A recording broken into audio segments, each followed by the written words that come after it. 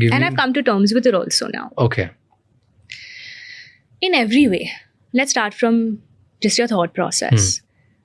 There's so much more purpose. Everything you do.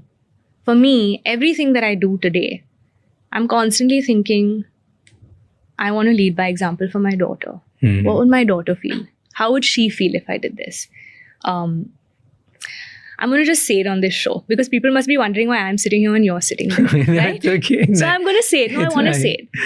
Postpartum is something nobody really talks about. And it should be something that's spoken of much more because, and I'll tell you why. So yesterday, now people won't know this, but everyone's journey is different postpartum. It hits you in different ways, emotionally, physically, multiple ways. So for me, unfortunately, 2-3 days ago, I got a little bit of a skin situation. Okay. Out of the blue, random, never had something like this. And I feel earlier it would be something that would make me be like, oh my God, I'm so, why has this happened and all of that. But now I've reached this point in my life or where I am in my life, it's like nothing can stop me. I am going to still live and continue to do what I want. So that means requesting Raj to change seats with me. Let me try, And I have to tell you, Raj, when you messaged me saying that I completely understand, my sister's been through it. I had tears in my eyes just because I felt like I just felt seen and heard in that moment. It's just that there's such an identity shift. It's such a new world. And in that moment, it's difficult for the woman going through it to give herself grace. It takes time. It's 6 months. I've not had this moment. I don't know why I'm having it on your show. But it's a fact. It takes time. For 6 months, I've told myself, just give yourself grace. Because, sorry. It's okay.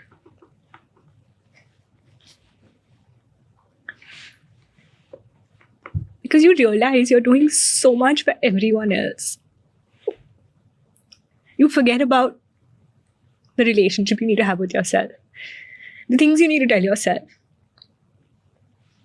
Maybe for me, my whole life, I've been so other-centric that what's changed since my baby's been born is I finally found the time to nurture that relationship that I need to have with myself. And it's probably the best thing I've done for myself. After 34 years, that's how old I am, I've learned to set boundaries. I've learned not to do critical conversations with myself. Sometimes you're so overcritical about everything that you're doing, I've learned not to focus on fear. I've learned, and I've had to teach myself all of these things in these 6 months. But in these 6 months, weren't you like a lot more critical about yourself? In the beginning. But what it were did you no critical good. About? Everything. I mean,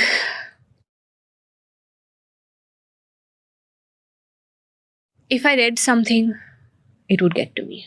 If I read anything about myself, anything. Kuch bhi negative. Kuch bhi negative.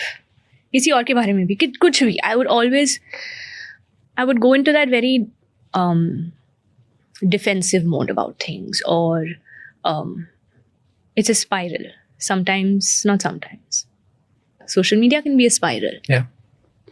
So this phase when you're sitting at home, people think I'm ghar pe to kuch nahi kar rahe ho. But it's not that, right?